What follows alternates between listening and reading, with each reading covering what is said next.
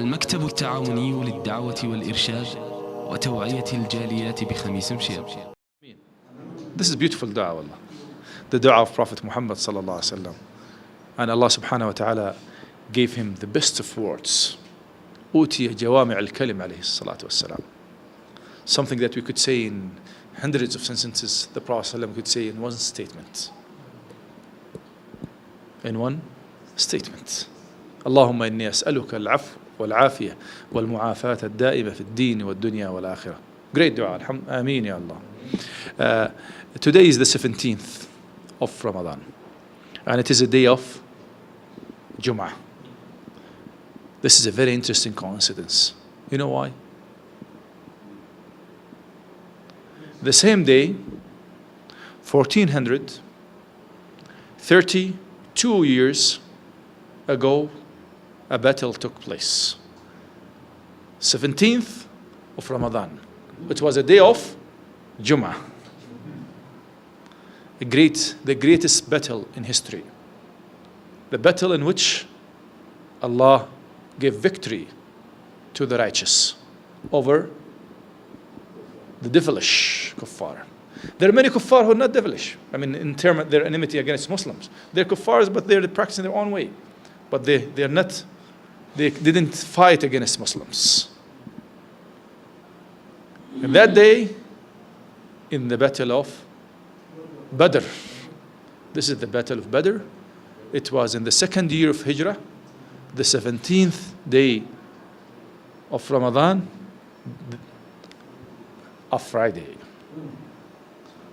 You know, when the Prophet ﷺ migrated to Medina, running away from Quraysh, he left everything behind as his companions. They were stripped of everything.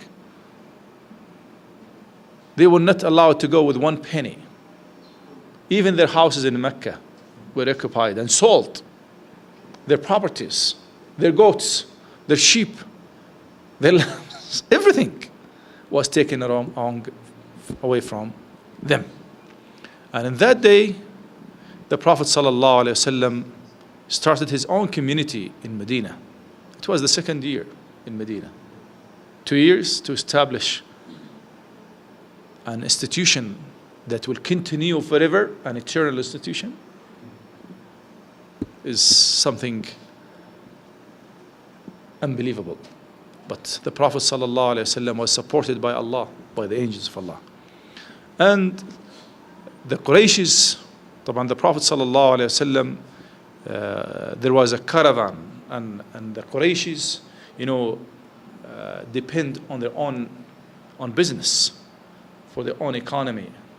Mecca is an arid land. I mean, no vegetation, nothing to find there, okay?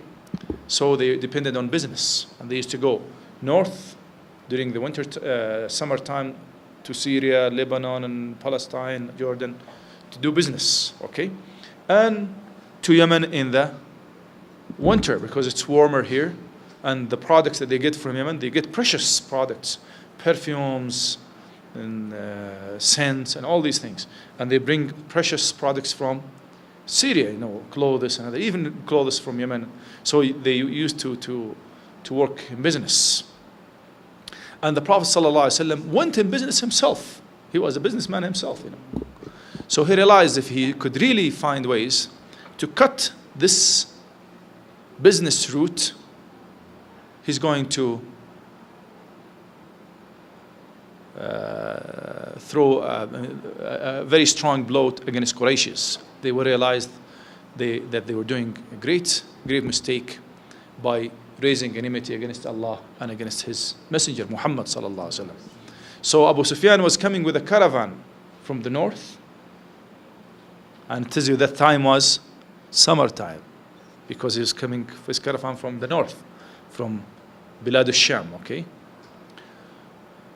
So the Prophet ﷺ wanted to cut the way for the caravan, okay?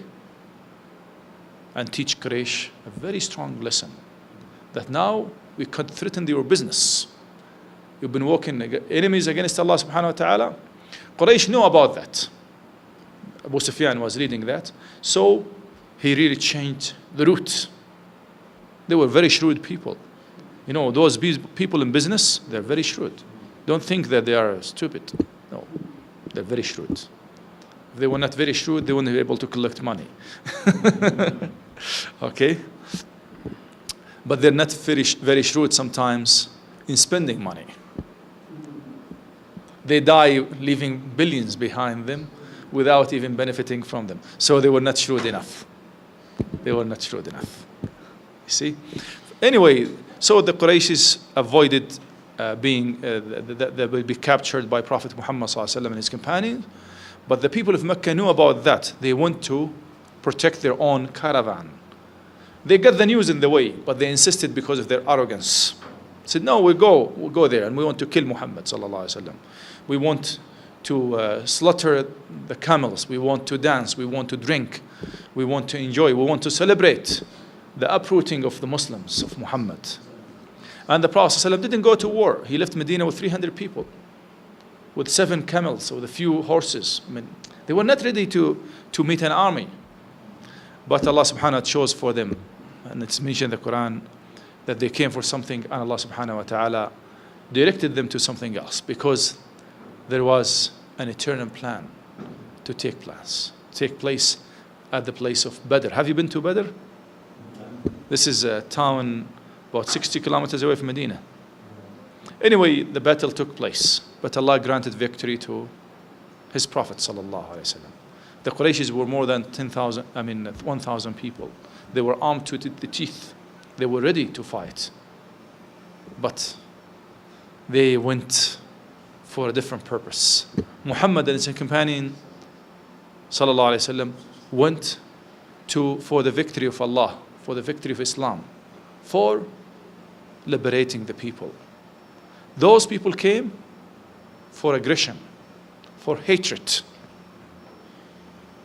for killing. So Allah subhanahu wa ta'ala defeated them. And this same day, this battle took place.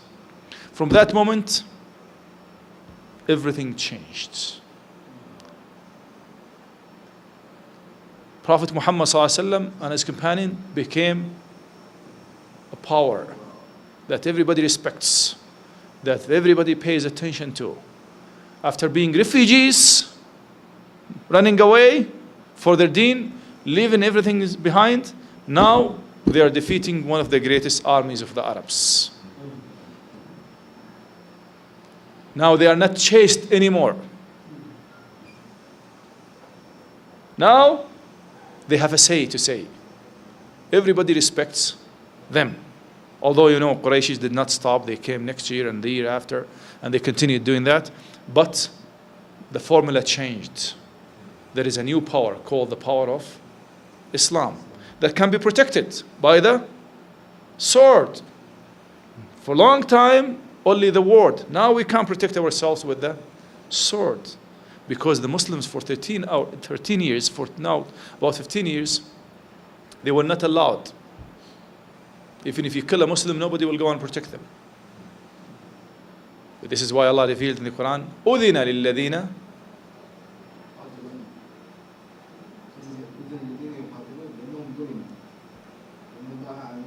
لَقَدِيرٌ. Now the permission has come.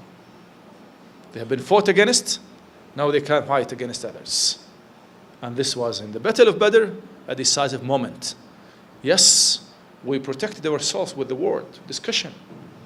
Good saying. You slap my face, I cannot do anything to do. You spit on the face of Bilal, Bilal cannot do anything to do. You torturize Bilal, nobody could do anything to you. You take Ammar and you burn him, nobody could do anything to do. You go to Sumayya and kill her, nobody could do anything to do. But now, no. If you raise your hand, I'll cut it. Naam. This is, now things have become different. You came. Yes, we've been tolerating you for 15 years. We ran away from you. We left everything behind for take away. You remember when Suhaib al-Rumi migrated from Mecca to Medina, he was very healthy and very wealthy, a millionaire. He was from Rome and he went to Mecca, he went as a slave. And he worked with somebody who was a great businessman, but he adopted him as his son. Okay? So when that man died, he got all the properties, the wealth. See who was migrating now, and he wanted to get all these billions. The people of Mecca didn't let him go. What did they do to him? They surrounded him. And he said, Suhaib, you're not going to live. He said, by Allah, you know that I'm a very good archer. And all these arrows in my, what do you call it? Quiver. You know, I'm a good archer. And I'll use all these arrows in my quiver. And every arrow will kill one man. You know me very well. Before you catch me, I will get you, many of you. They started negotiating with him because they wanted his wealth and they wanted his life. Now they realize that they're not getting his life before getting their lives. You see? So they said, oh, you came very poor and now you became a millionaire. He said, you want my wealth? He said, yes. He said, you will let me go? He said, yes. He said, you promise? Yes. Then he gave him his wealth. The news came to Muhammad ﷺ in Medina by revelation. No mobile phones, no telegram, no telex, no faxes, no email. Naam. And he immediately stood up and said, رَبِحَ الْبَيْعُ أَبَا يَحْيَى. Aba Yahya, Suhaib al-Rumi. He says, Suhaib won the bargain. What kind of bargain? He gave his wealth. But he gave it for the sake. And this is why Allah mentioned in the Quran, وَمِنَ النَّاسِ مَنْ يَشْرِي نَفْسَهُ ابْتِغَاءَ مَرْضَاتِ اللَّهِ. Some people who buy themselves for the sake of Allah. You see? So they've been doing all this to the Muslims for 15 years. Now, and the Muslim couldn't do anything because permission. Even the Prophet ﷺ was persecuted, was hit. Garbage was thrown at him. All these stories you know. And he didn't do anything. Now you came for it. Allah sent His angels to protect you. Because you've been patient for the sake of Allah. Allah will not let you down. Yes, you've been patient for 15 years. With the Prophet ﷺ among you, the best of all. No human being is greater than Muhammad sallallahu alayhi wa sallam. You see? Allah loved him so much. And those who love Prophet Muhammad sallallahu will be loved by Allah. But they were mesmerized. They were tortured. They were suffering for the sake of Allah. Now Allah gave them. And all the great criminals of Quraysh were slaughtered in that battle. By even slaves who have been persecuted by them. Abdullah ibn Mas'ud, Bilal, and all those people who were persecuted by those tyrants people. So tyranny no more. Now there is a system that could protect itself. There is a way of life that could stand against all evil. For Battle of Badr is really a lesson. So I'll go, if we talk about the details, we'll take time, but the Prophet ﷺ captured 70 prisoners of war. Now you can have prisoners. It's not only, you have been a captive yourself for a long time.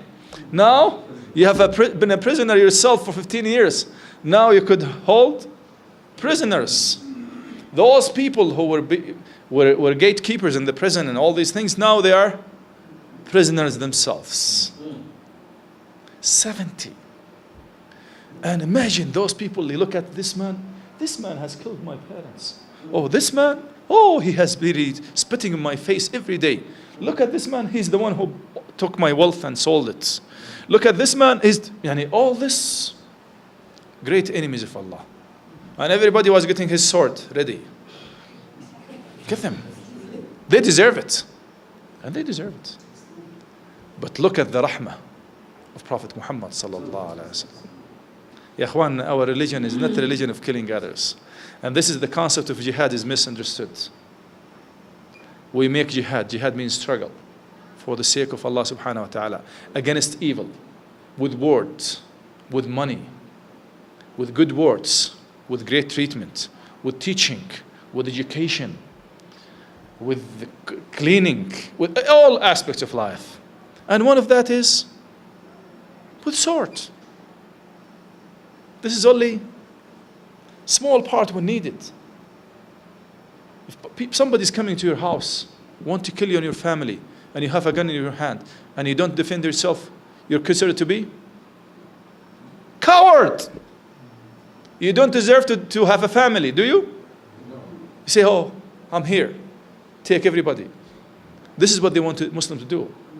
They don't want even them to protect them. This is nuts. This is not fair. Look at what's happening to the Muslims in Burma. They're burning them alive. And they claim they're Buddhists. You know Buddhists? When you become for a peace organization, you have this sign of peace, you become a Buddhist. You try to become a Buddhist. Look what those people are doing. Look what happens everywhere. Anyway, the Prophet ﷺ realized one of them was an orator. You know, orator? Good speaker. His name was Orator. Suhail ibn Amr. You know Suhail ibn Amr? Have you heard of him? But he used to speak bad about Prophet Muhammad ﷺ, making a lot of propaganda. He was like the media now. Okay? Yes, the media of Quraysh. And he was a person of a dignitary. Yes? And he used to speak bad about Prophet Muhammad ﷺ. Umar ibn Khattab looked at him and said, hey, you are Suhail? Oh, Rasulullah, let me get his tongue and cut it. So he would never say anything bad about you. The Prophet ﷺ smiled. We wouldn't blame Umar. He deserves that. But you wouldn't blame Umar. He said, Umar, leave him. Inshallah, one day you like what he's doing. What he will be doing. One day you will like what he will be doing. Anyway, the Prophet ﷺ, even when they spoke about themselves, how were they treated by Prophet, that the Sahaba were feeding them and they were hungry. They were taking care of them. Those are their enemies.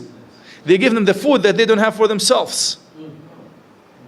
Even they said that sometimes they will feed them with dates and they will feed onto barley, the Sahaba, because they give them dates. And this is Allah mentioned that in the Quran. وَيُطْعِمُونَ الطَّعَامَ عَلَى حُبِّهِ مِسْكِينًا وَيَتِيمًا وَأَسِيرًا إِنَّمَا نُطْعِمُكُمْ لِوَجْهِ اللَّهِ لَا نُرِيدُ مِنْكُمْ جَزَاءً وَلَا شُكُورًا. Allah said they feed, they give food, although they love it. You give something that you like it. You want to keep it for yourself, but you give it for the sake of Allah. على حُبِّهِ, they love it. يُطْعِمُونَ الطَّعَامَ مِسْكِينًا, poor, يَتِيمًا, an orphan, and a prisoner, وَأَسِيرًا. We feed you for the sake of Allah. We don't need anything from you. Who's doing this? Come on, brothers.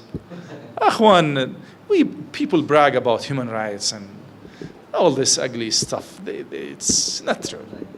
It's not true. Look what happens in Egypt. When it's a good Muslim ruler, democracy does not work. Only works for the devilish people to be in control. You see?